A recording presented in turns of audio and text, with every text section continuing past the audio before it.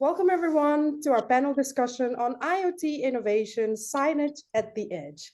Here at Look Beyond 24, my name is Amira Sureka and I will be the moderator for this panel discussion.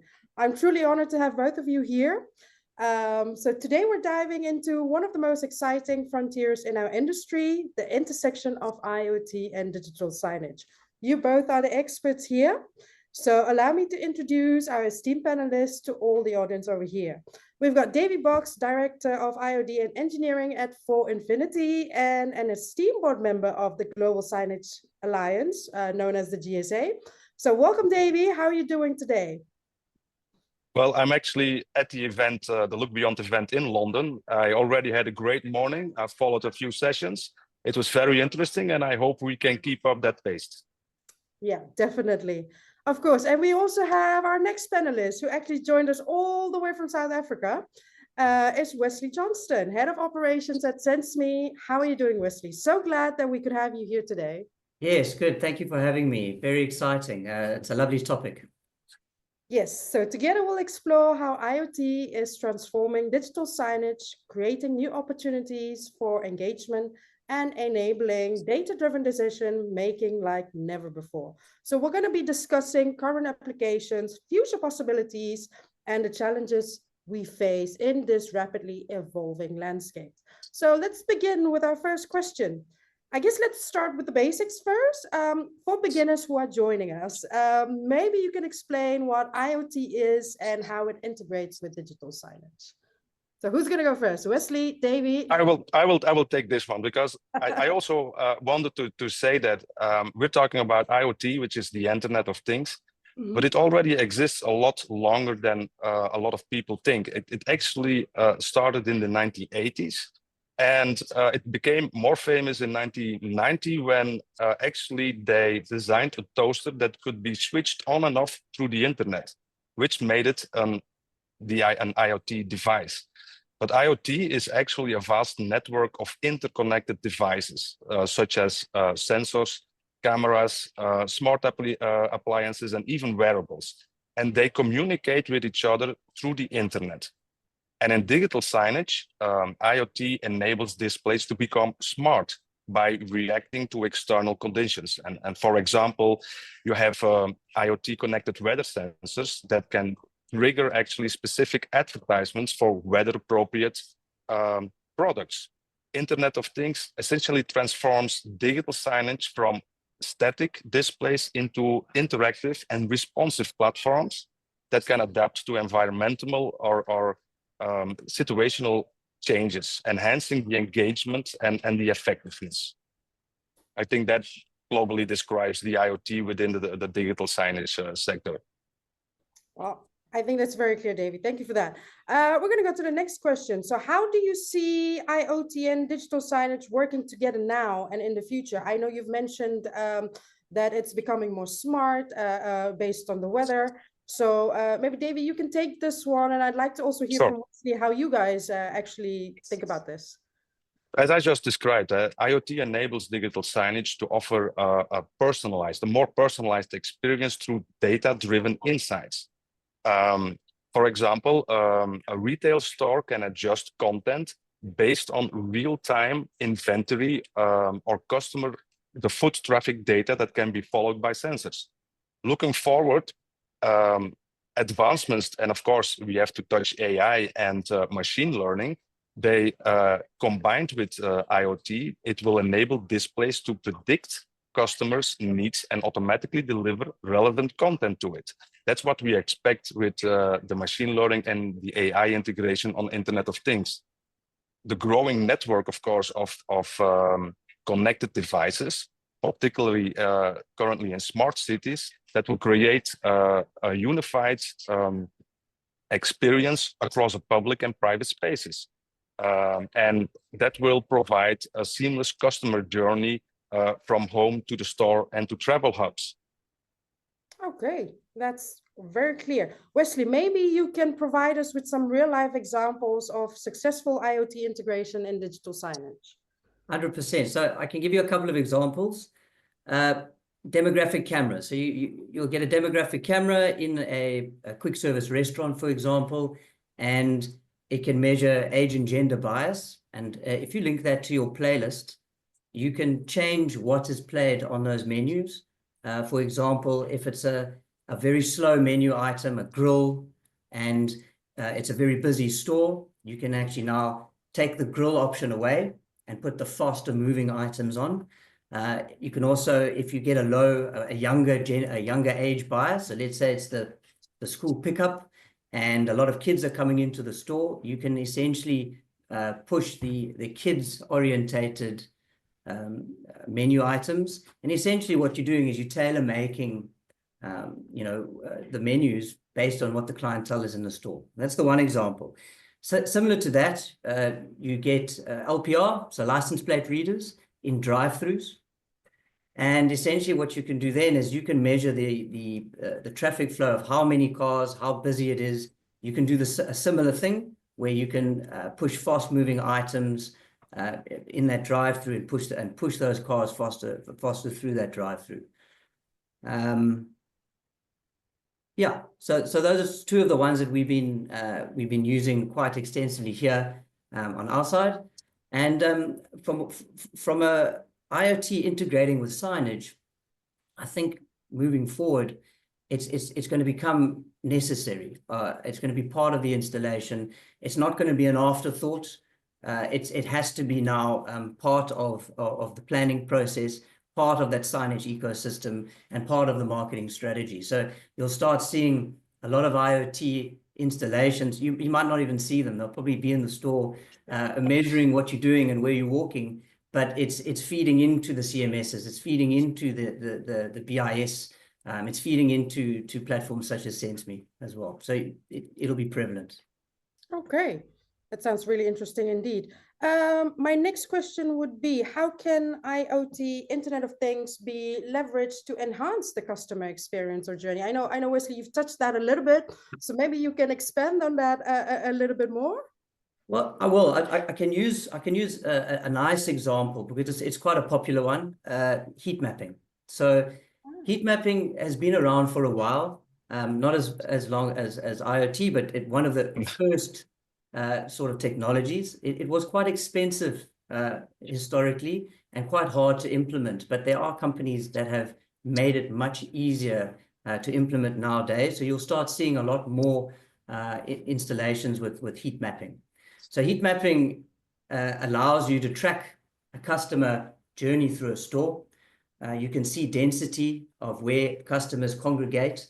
And what that allows you to do with regards to digital signage is if you have a dense area and there's no screens there and there's a screen in a non-dense area, you can actually uplift that screen and move it so you get more exposure. That's one of the main examples. And we're busy planning a rollout now where we're going into, I can't really say too much, but under NDA, but essentially we're going in where we're tracking the efficacy of screens through heat mapping. And we'll be tasked to point out where the most effective area is for those screens. Well, thank you for that quick sneak peek, Wesley. We are honored to be able to hear something new that you guys are working on. Davy, maybe you can help as a follow-up question to that. Are there any privacy concerns we should be aware of when implementing these technologies? Because I can imagine that there will be some privacy and data security concerns when you're talking about heat mapping. Maybe you can take us through what are your thoughts about that?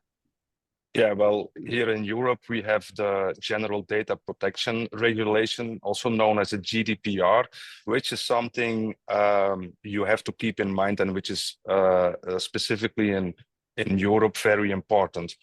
For instance, it mandates that strict guidelines on data handling and particularly on biometric or location data needs to be preserved, and the person who is actually being tracked needs to agree upon that, which makes it very difficult to implement IoT sensors to just track everyone or anyone here in Europe. So businesses should consider data minimization for that, so that they only collect what is necessary and to be very, as I said, be transparent to the customers about how they're going to use the data. So compliance with these regulations not only safeguards the customer's trust, but also prevents legal repercussions. So it is something that is a very important topic within the data tracking. Yeah, it's also quite interesting because we have a lot of policies coming up. We've just had a session right before this regarding navigating privacy and GDPR policies. And I think it was also discussed some of the new policies that was introduced here in Europe. So let's continue keeping our eye out on that. Yeah. My next question would be, how do you combine different IoT devices and what metrics can you get from them? Well, I'd like to take that if that's all right. Yeah, of course. So you've got a lot of IoT products out there at the moment. There are a lot of companies that have specialized in cameras or specialize in Wi-Fi or specialize in sort of pickup or light sensors or pressure pads or stereoscopic cameras, LiDAR, millimeter wave. There are many products, but they have their own ecosystem and they have their own servers and their own login.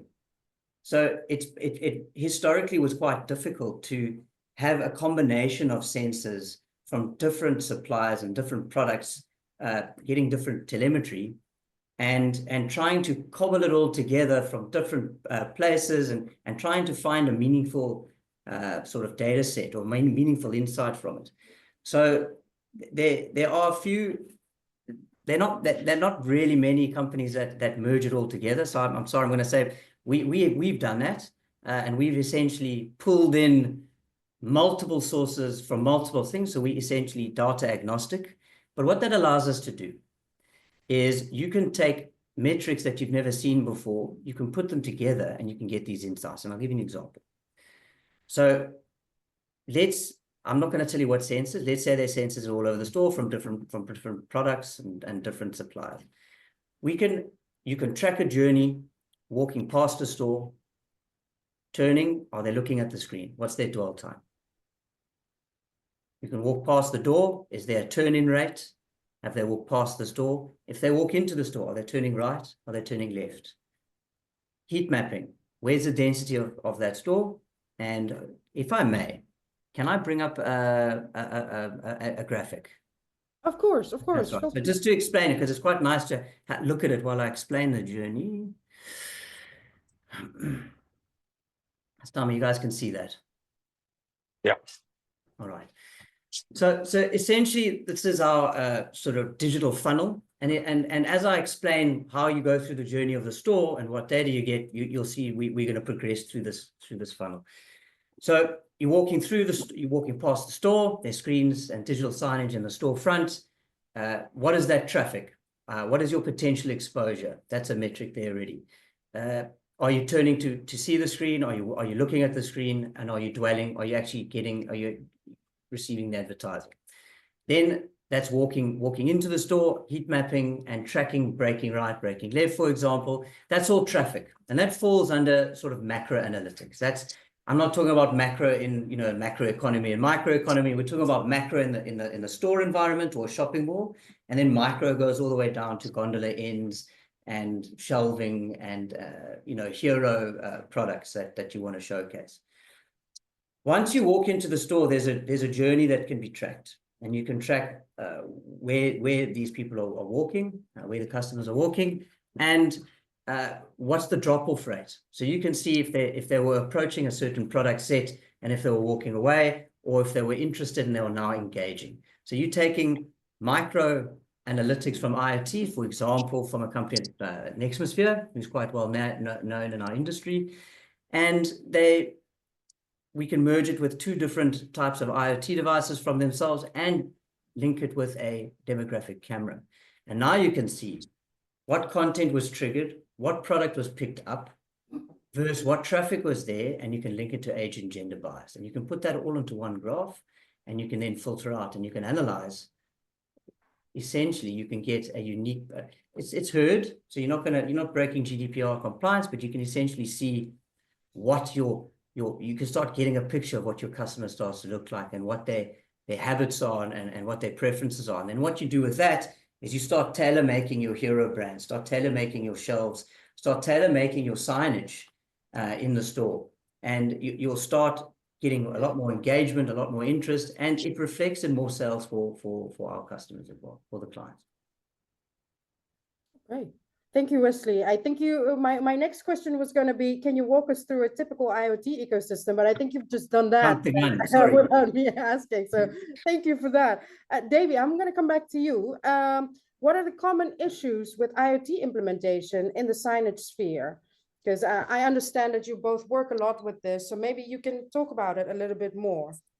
Yeah, I think Wesley already touched on some of the topics. So one of the challenges is actually the technical complexity, the device interoperability, also the data privacy, which we just discussed. Cybersecurity is also a very important concern.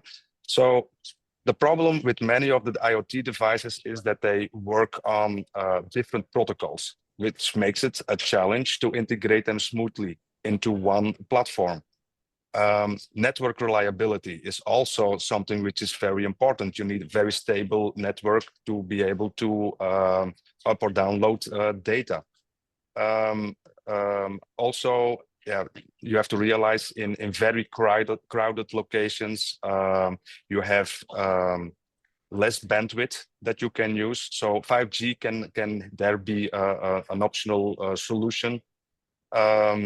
And data security, as I mentioned, is also an important concern, as IoT networks, they are vulnerable to cyber attacks. So you need to they need to be properly secured, which means that they need software or firmware upgrades, and you need to be able to monitor if there are possible cyber attacks, how many people are doing this. So these are all concerns which are very important if you want to integrate an IoT network.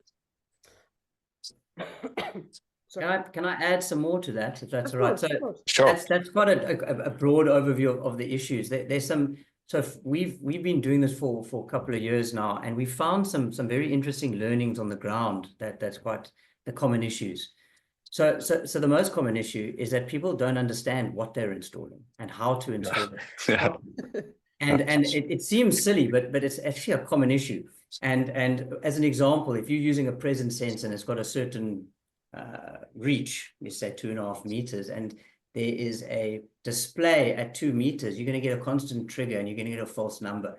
So you got to make sure that the installations are done correctly for that particular site, because it's junk in, junk out. If you get the wrong data, your data becomes, sullied, for lack of a better word, and you can't really utilize that or prove what you're trying to prove in that instance. So you've got to make sure that you work with a very strong SI or a very strong installer that understands how the technology works. And you've got to understand, you got to work with a partner that has built a strategy around how these devices work properly and best use case. The next one is, we just want to dump these items in the store and just get data. And it just, you got to define it. You've got to define what you're looking for. You've got to say, right, I've got a problem I need to solve. I need to know how many people are picking up the shoe. I need to know how many people are looking at my signage screen. So you've got to design your IoT integration with your signage with an end goal in mind. You can't just chuck it out there, get the data, and then sift through it and try and figure something out and try and figure value out of that data. So that's very important. So people need to plan from the beginning before they do the implementation, because the next thing, it's data overload. If you just dump data, the person that's meant to be looking at that, the client, is going to look at this, not understand what they're looking at, then they're going to ignore it, and then the value falls away. So you just got to be careful with that. And then, yes, you got to use the correct systems integrators and the correct software platforms. Perfect. I think we both covered the challenges quite well and quite in depth. We're going to go to our next question. This is one of the main questions that we always receive here on our end. So how do you consolidate and analyze the data acquired from IoT devices and digital signage? but I can go, but David, you wanna? Go ahead, Wesley. You have more experience with this in real life than I do. So I've sort of intimated a little bit as well. So there's going to be a little bit of marketing here. Sorry, I'm not, but I have to, because I'll tell you why. So I'll do not a long story. I don't want to bore everyone, but essentially, I've been working for an SI in Southern Africa for almost 20 years. And we've been looking for a solution. And we wanted to track data. We wanted to track people through a store. We wanted to know if the screens were effective. I mean, we started off with people with clipboards asking questions about the screens. Are you happy? What ad did you like the best? What ad did you like the most? So we were looking for a platform where we could take cameras from this provider, IoT devices from that provider, tracking software from this provider, and we couldn't find it. It was either in its infancy, or it wasn't fit for purpose, or it was an afterthought, or people were using BIS systems that weren't really designed for our industry. It was more for sales out data and forward planning on stock control. So we built this platform with making sure that we could bring in all these protocols. So, for example, most of the IoT products use MQTT. So that's the IoT sort of transport protocol for communication. But you need to integrate with servers. You need to integrate with point of sale. So you need to be able to pull APIs, you need HTTP. You need to take all these protocols and be agnostic. So once you do that and you become data agnostic, then you need to make sure that all your data is the same. It conforms, because you can't have one data set with certain variables and another one, because when you put them together, it's not going to make sense. So then there's uniformity. Once you do that, you can put these together, and you need to put it into an insightful, beautiful dashboard that a marketing person or an ops person or anyone would look at and would understand immediately what is going on. Just having a graph with numbers or line charts or bar graphs, it's not going to work. So you need to have, as an example, we have an image of a shelf, and it'll have the pictures of the products, and it'll be how many times that product was picked up, and there's actually a number there. And when you look at that, sort of the penny drops, and people understand what they're looking at, what the value is, and what they can take from it. So it's how you present it and how you put it together. Okay, that's quite clear. I am in marketing, so these data definitely will help me out in planning out a future campaign. But I do have a follow-up question regarding that, Wesley. What insights can businesses gain from this data, and how can they act on them? I mean, as a marketing professional, I can understand that, but what about the business owners out there? Yeah, well, this is a project that we didn't do, but we wanted to do. But there was a question that was asked. There was a very, very well-known clothing brand, and they had two sets of they had like two categories of products in their store. They had sort of lifestyle wear, and then they had sportswear. And what they had done in their store is they had actually physically made, you go to the right and it's the sports section, you go to the left and it's the lifestyle section. And they were trying to figure out why they weren't getting many sales in their lifestyle section. So now you start building this business case. Now we understand what the problem is, and we want to solve that. And what you can do, which we never did, unfortunately, I would have loved to do this project, but essentially you could put in stereoscopic cameras, and you could measure traffic past the store, people breaking into the store, and then breaking right and left. And you can put a demographic camera there. So what you start building is you start building a picture of who's going to the lifestyle section and who's going to the sports section.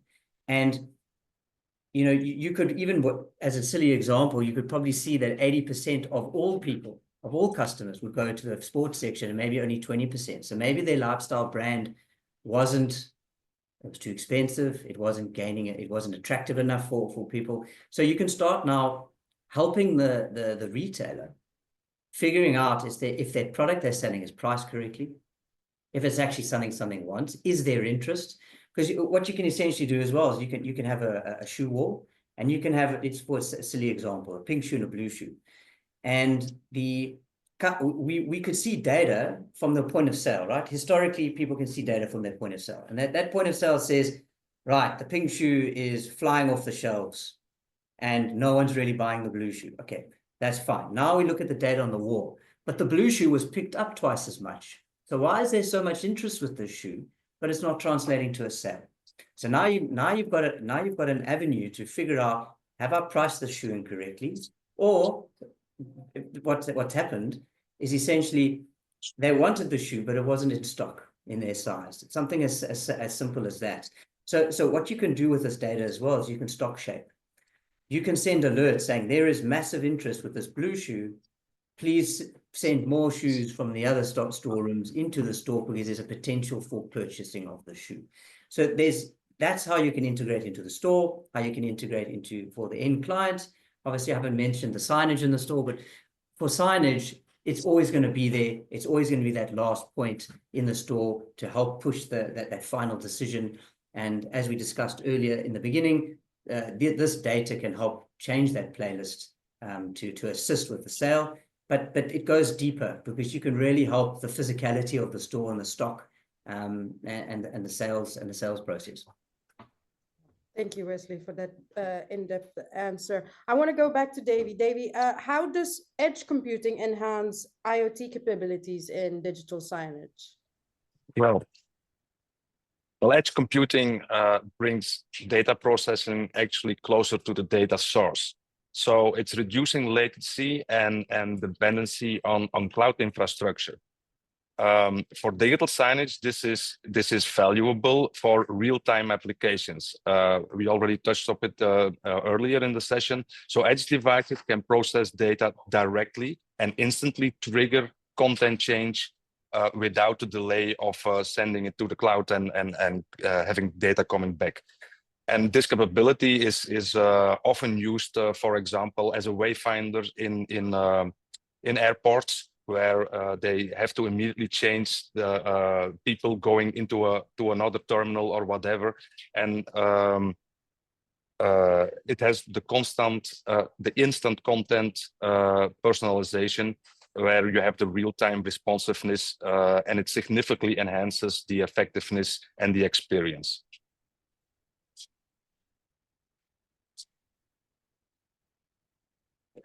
Sorry.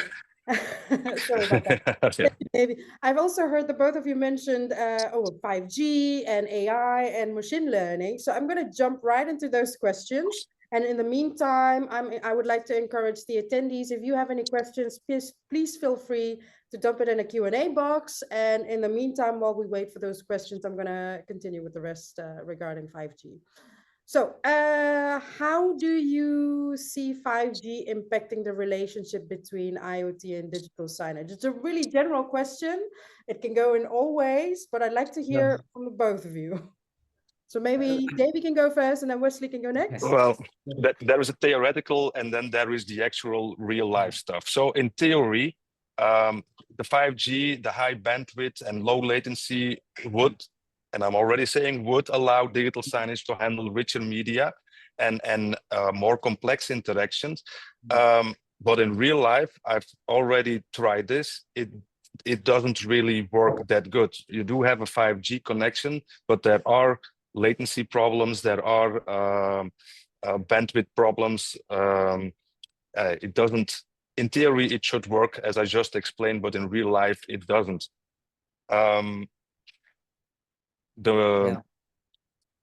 Yeah, Wesley, if you want to add on to that, that's my experience. The 5G, it's very well marketed. So it's fast and it's great. And it's great for your phone and it's great for consuming content. But when you've got a commercial and industrial installation, you've got to be wary of a couple of things. 5G comes out of a tower, a disk, and it's got a certain range. But the more people that log on to 5G, the smaller the disk becomes. So when you get load on a cellular network, your quality of service drops, and you can't control that. So it's not a good idea to rely solely on 5G for your execution. You might have to use it in certain areas because that's the only connection that you have. But, you know, fiber and copper and, you know, Ethernet is always going to be the best option. And that's just how it is.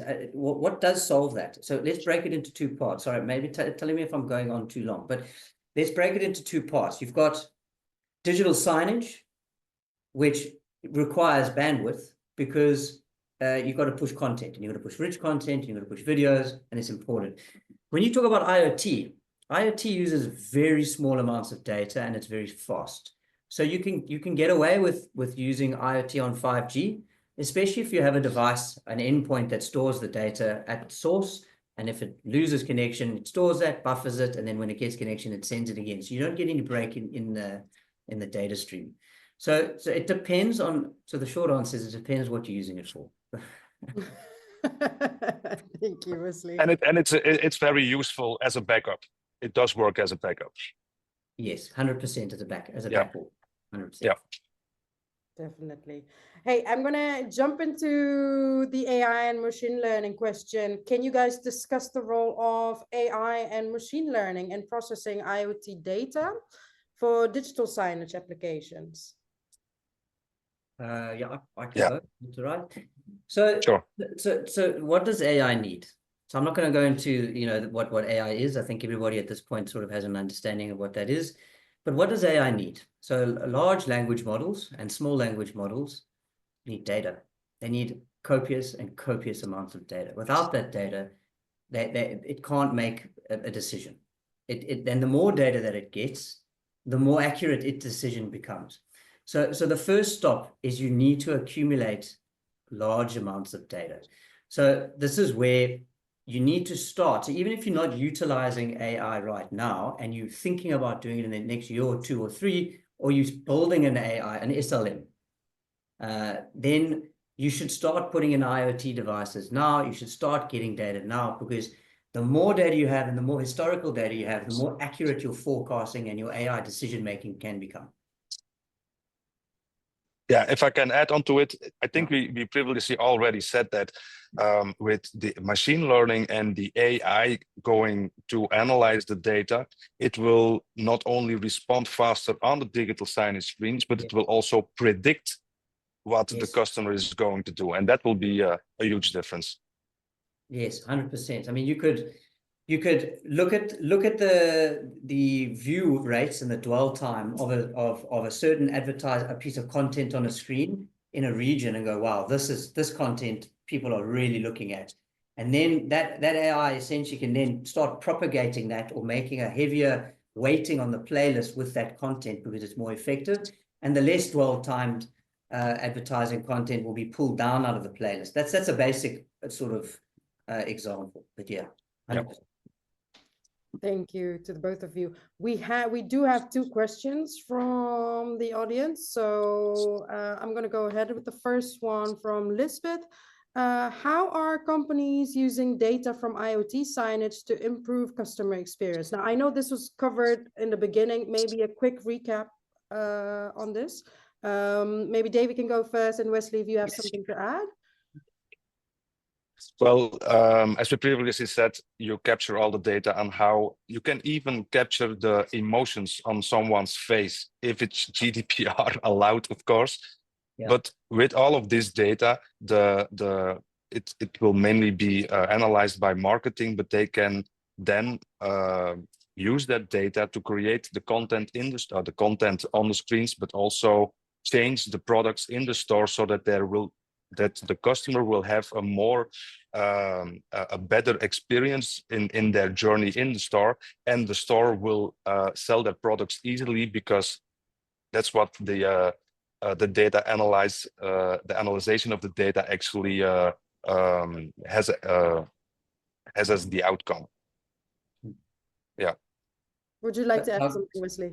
Yeah, I'll give a quick example. We also do sort of activation. So we supply activation. So essentially, you do a court in a shopping mall, and you'd put a perfume activation in that center court, and have place to learn with triggering on screens, and you get a whole interactive thing. And what we found was when there were promoters on site, we were getting less activity. Because what we found is the promoters were scaring the people away. So they were They were essentially, it was perfume. So they were essentially running after people and spraying them. People didn't want that. And then they sort of were put off from the stand. So in that instance, we found that it was better to not use a promoter and actually have a self-sustained stand where the client would come up, spray themselves, not being harassed or, you know, assaulted with perfume, and put the product down, and then it gives you a whole, you know, sort of information on the perfume and the price, and you can sort of browse it at your own speed. And that helps the client, the customer, because essentially that means that they're getting a better experience linked to that brand. And then the second thing is, you know, the client, the customer, client that's put the stand in is getting a more effective ROI, but also they know that the promoters are not working and they don't have to spend that money, and they can maybe not use them and use something else. So that's helped both sides. Thank you. There is a next question also from Lisbeth. I know this is also something that we've already covered, but in regards to Europe, the question was, what are the biggest privacy concerns with IoT-enabled signage and how are they being addressed? So we've covered the GDPR part here in Europe. Wesley, maybe you can explain to us how is it being addressed there in South Africa? Well, look, the two things I put here in my notes, because obviously Davy's covered the big stuff, but the big thing is encryption. So you've got to make sure that the device that you're utilizing on site is encrypted. You've got to make sure that the transport protocol that you're sending it on is encrypted. And you've got to make sure that where the data is stored is encrypted. And people think that's, oh, yeah, of course, but not many people, not everyone does that. And the second thing is the weakest point is humans.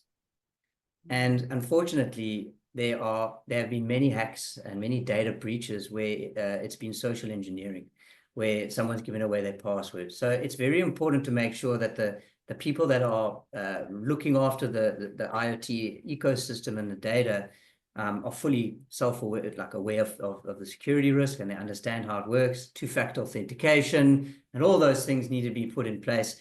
And then that's fine. Look, there's a lot of these IoT devices that are GDPR, POPIA compliant, so that's fine. You're not giving away people's privacy. I think the problem is where the data sits.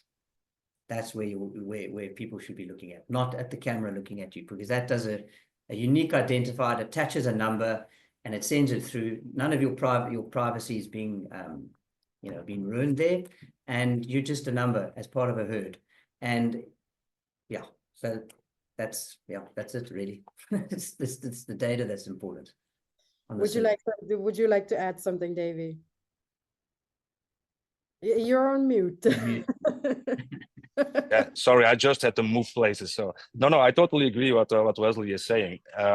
If the hackers attack the database, they have access to all the data at once, and then your privacy is really on the table.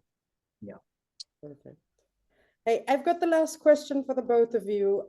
What future trends do you foresee in the intersection of IoT and digital signage? Again, a very broad general. This is more your thoughts. What do you see happening in the future? Davy?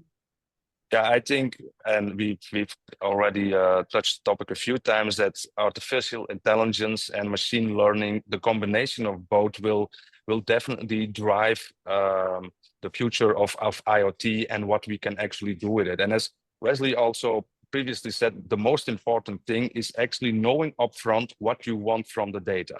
And then you can ask the question, and then it can generate the algorithms or whatever you need to get to your answer. And I think for augmented reality, virtual reality, these are topics that we will see in the near future, I think.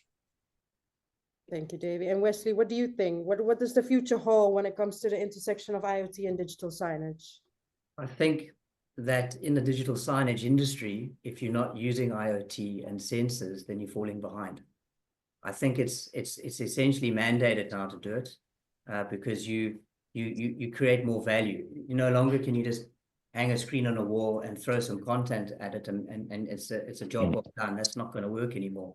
You've got to have a tailor-made experience, and the only way you can tailor-make an experience for anyone is to get data. Yeah. Perfect. I think we've covered, well, not we, I think the both of you have covered quite a deep dive when it comes to IoT and digital signage. And I see that we are almost running out of time. So I would like to say thank you to the both of you. Thank you to both our panelists for your insightful responses. And of course, to our audience for their engaging questions, especially Lisbeth. It's very clear that IoT is set to play a crucial role in the future of digital signage, offering new ways to create personalized, data-driven experiences. And as we continue to navigate the exciting landscape, let's remember the importance of balancing innovation with privacy and security considerations. Again, thank you both of you, and I hope you'll have a great day today. Thank you. Thank you, Amira. Thank you, Amira. Thanks, Take Davy. Thank you, Wesley. See you next time. Bye-bye. Enjoy the rest Bye. of the show. Bye.